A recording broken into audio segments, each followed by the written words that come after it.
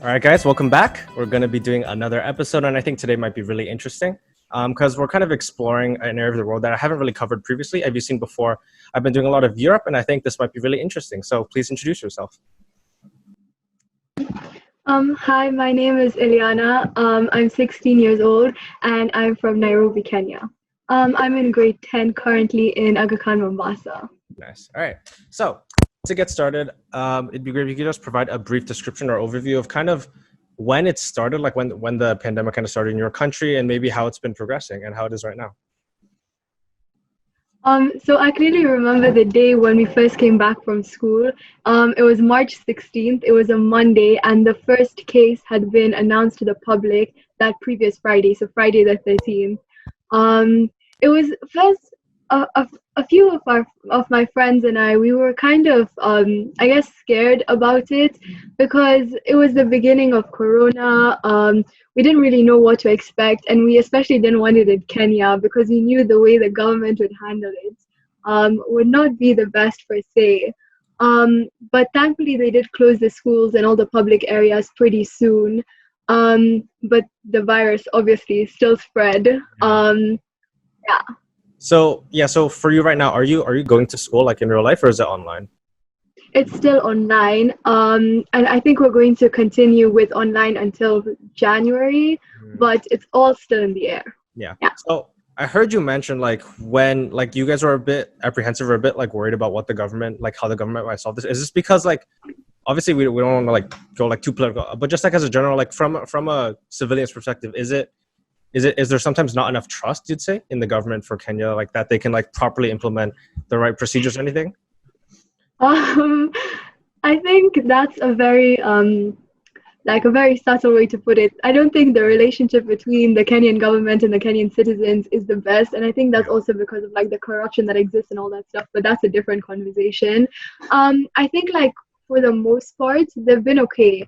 They first started by instilling a curfew and stuff, which people followed.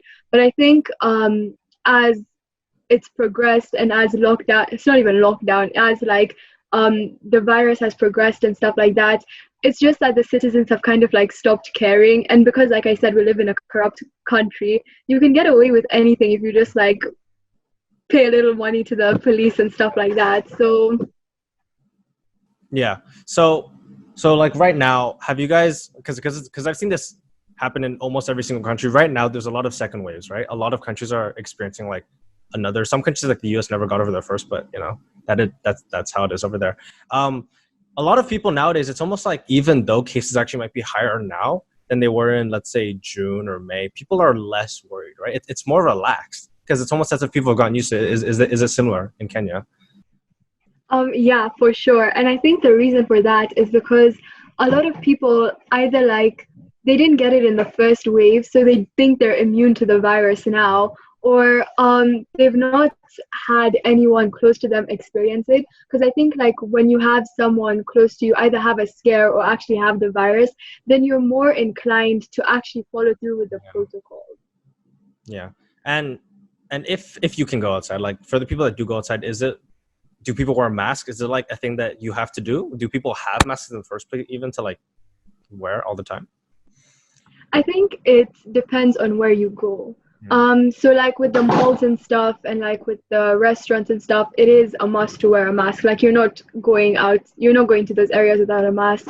But I think a few months ago, my sister, my mom and we went to, I don't remember where we went. And like all along the streets, you just see like people in really tight groups and none of them are wearing masks. Yeah. And the thing is, like, it's in those areas that the cases are the highest. And because of the economic situation in those areas, they're not able to get access to proper healthcare and stuff like that. So then you have corona cases increasing, and you also have the deaths because of corona increasing, but they still don't care. Yeah. I visited Nairobi a few years ago on vacation. It was really nice. Like, so for the city, are there like different pockets, like maybe poor communities here and there, or is it generally like the city and then maybe more rural areas? What's the kind of divide? It's definitely separated. Yeah. And like I think again a different conversation. But you can tell that people are treated differently by the government and just like by the general population based on where they live. I don't know how many of your viewers, listeners know Nairobi, so I don't think I need to list out the places, but you can Yeah. definitely tell that the mindset and the way the government treats the people is different. Yeah. Yeah, and So a lot of the time it's based on racism and classism and stuff like that, but different discussion.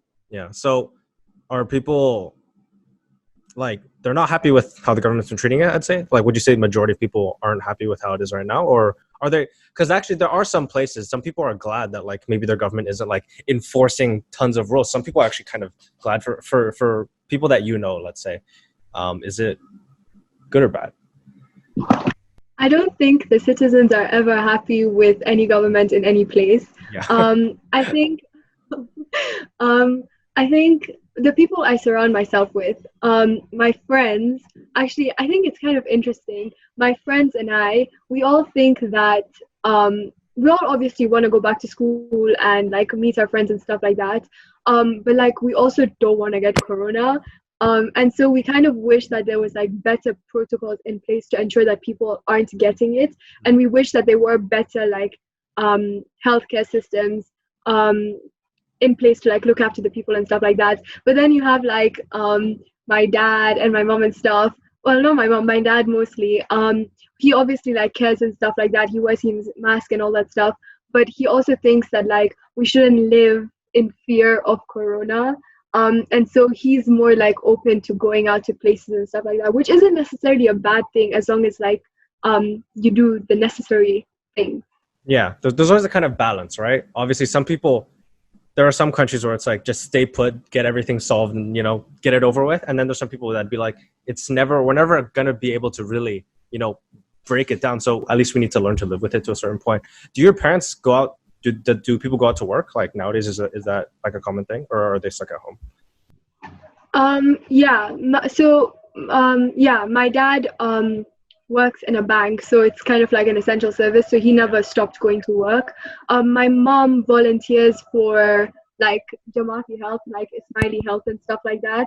So she doesn't go to an office and stuff like that, but she'll have her Zoom meetings, and then like if someone has corona or something, then she'll deal with that. But it's not a lot of going out. And when the initial wave hit, people were really like hit hard. Like besides not being able to go to work, people were laid off, their salaries were cut and stuff like that. And so I think now we're really feeling the effects of what happened when the salaries were cut and when people were laid off and stuff like that. Yeah, that's actually pretty similar to another country that I do. So I was interviewing a girl from Greece, right? And actually, her dad's a pilot, and obviously, right now, pilots are very heavily affected, right? And I also just interviewed someone else whose grandfather has a coffee shop, and of course, a lot of people would just rather stay home, right? It's very hard nowadays for people like consumer services to be able to get this sort of any part of their job rolling. So it's very hard to see how it might progress in the future. So for you guys, for like the future, like let's say like a few months down the road, even if like let's say a vaccine comes out, right? Because obviously there's a lot of development going on right now. Even if a vaccine comes out, do you think it would take a while for your country to be able to actually get this stuff spread throughout your country as a whole? Yeah, for sure. And I think the reason for that is because we're considered a developing country and stuff like that. And in comparison to other countries, our population isn't that big and we weren't hit as hard. So I think we'll definitely be one of the last to get the vaccine. And even when the vaccine does come, again, because of corruption and because of the fact that people don't have access to healthcare, getting access to that vaccine is still going to be really difficult. And so I think like the effects of the virus go beyond like the scope of our understanding right now. Yeah. Like there's a very even though some people are happy that vaccines coming out, it's actually very important to realize that there's going to be a huge disparity between some countries that like let's say a very small European developed country compared to one that doesn't have the infrastructure, right? It's going to take a very long time, and there's just going to be a huge gap I'm seeing between some countries that are going to be living in less developed areas. So For Kenya, do they like do they have tests? Like, so for my country, they do a lot of testing, but I know that it's very hard to do that sometimes. So like for you, or like if you have a job, right? Do you have to do a test? Okay, so I'm speaking like from a very privileged point of Yeah. view Yeah. because I do have access to like if I need to get tested, I can get tested.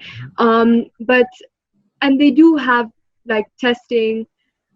They kind of like they have it in the hospitals and stuff, and you can call people over to test and stuff like that. But Mm. again, if you don't have the money, because okay, Yeah. so the exchange rate is roughly 100 shillings to $1, right? Mhm. And so a test can cost anywhere like between 3,000 shillings, which is $30, to like 15,000 shillings, which is $150 and stuff like that. Yeah, and so like I guess I don't know a lot about the US, but $30 might not seem like a lot, but for a lot of people here, that is like how they survive. Like that's the money they use to Yeah. survive and stuff like that. And so even though that testing is there, not everyone can afford it. Yeah.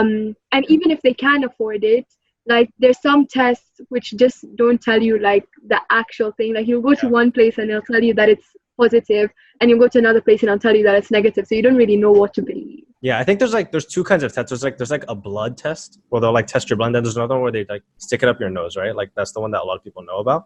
Um, it's very common. Actually, someone at my school, their brother, they tested positive. It was a false positive. They tested again, they got negative, and then they tested their whole family, they got negative. Actually, happened for someone else as well, and that's a big issue, right? Because obviously, especially if you have to pay for it, a lot of governments that can't afford to can make it free. Because obviously, like let's say a country like China, they can just spread it out to everyone because they really value that. If you're going to need to take a test multiple times, and like you said, it costs so much, it's probably very hard to get like to actually if you're safe, right? Yeah. Yeah. And I think like another thing which people don't realize is that like even if someone does get a positive test, um, the option is you either miss out on work for like 2 weeks or whatever it is, or you just say like you don't have it and then you go back to work because you need that salary. And we do have like sick leave and stuff like that, but it's also like in some cases you can't afford to miss out on work, and we don't have like a stimulus check like the US gave out, right? Yeah. Our country cannot afford that. We are in debt. um, but like there's a lot of factors which come into play when you're deciding how an individual is affected by corona, and unfortunately for us, a lot of people in Kenya are negatively impacted. Yeah, and even like even if you test negative, but like let's say you're in the vicinity of that tested positive, right? A lot of countries will tell you to stay home, but obviously you can't do that as well, right? You can't stay home 2 weeks for the potential of having corona if you're going to be missing out on your job, right? And also, okay, so let's go back to you for like has this affected your school learning? Like has it made it more difficult to get access to education like overall throughout this year? Would you say? Again, I'm really lucky in that like I can still go to school online, and like I can still do my testing online and stuff like that. But like taking a step back from that, online school just like isn't the same. And I guess everyone has different experiences and stuff like that, but I don't like school. Like whether it's in real life or online, and that's okay. That's a very like harsh statement. I don't mind school, Yeah. but I think online school has just like you don't feel like you're working towards anything because this entire situation, it's something so new and you're not used to it. And so like when you're going to school, it doesn't feel like you're going to school. It just feels like fake. Yeah, exactly. So your motivation levels just like decline. Exactly. Like for us, right? A lot of the like ninth graders who are coming into high school, there's a lot of clubs we have. We have like a lot of United Nations, we have debate. But obviously so many of these kids, like their first experience is you just wake up, you're like you just log in onto like Microsoft Teams and you do like your class. No one's interested in really doing anything outside of school because there's almost no point anymore if you're not like experiencing in real life, right? You're kind of missing out. Yeah, and the effect I'd say for us, so I'm a senior, right? And I'm going to graduate next year. Obviously, there are people that we know that once they go into university, they're doing it all online, right? And that's pretty worrying. It's not like it's not like a lifestyle like our life's gonna fall apart, but we're missing out on that experience, right? And I'd say that like It's had a big impact on the way we can kind of get our education. But yeah, so I also had another question. So for Kenya, obviously we know that it doesn't have like an infinite amount of resources. Like you said, also the government's it's hard to get the right procedures across when you need to. But like for the future, are you confident that at least it won't get to like very dangerous levels? Because the thing is nowadays it hasn't like the cases have risen, right? But it's not like a lot of countries have fallen apart. Do you think that Kenya's gonna at least be able to like move along to a certain extent, or do you see some big issues with it? It's kind of hard to phrase, but generally asking like, are what do you think the future of Kenya is going to be like in the next year or so? I think the future of our country is factored around like a lot of different facets of how we live, and I think that there's an issue in the integral part of our government system. Mm. And so, personally, just like looking at Corona by itself, um, I don't think that I can see an end in sight per se, because that means that the people have to respect the government. And if you look at some of the things that have been happening in the past week, there was like a group of students who went to a Karoga place after curfew, and they were caught and they were put in prison for like a night and stuff. But like the fact that this is just one group of people, the same thing is happening. During the Wali weekend, my neighbors had people come over and stuff like that. And so there's not that same respect for the government. As I don't think like there's ever like full respect for the government by its citizens. But I think like it goes deeper here. And because like people don't see it they see it as a non-issue, like it doesn't look good, but we hope for the best. Yeah, like it's almost as if obviously no government will ever have 100% approval from its citizens, but it's almost like if generally people believe that the government can do something for the greater good, let's say like for the greater good, like generally the country will be able to continue on a better path because of government's actions, right? Without that confidence, it's very hard to see future, just like you said. Actually, I interviewed a guy from South Africa, right? And obviously South Africa is like if you look at like their development index, it's very high. Like overall as a country they're doing pretty well, but the disparity, like the income inequality, is huge, right? And it might be similar, like if you say like from a privileged point to those that might not have the resources, there's a huge gap between those that might have all the access, like you have the test, you have vaccines, if you get sick you can afford to stay at home, you can afford to get the healthcare you need, right? And then on the other side, you can't afford to do this. Culturally you might not, you can't really stay at home, right? So thank you so much. That's really interesting. And thank you so much for telling us about your country. Thank you. It was a really good conversation.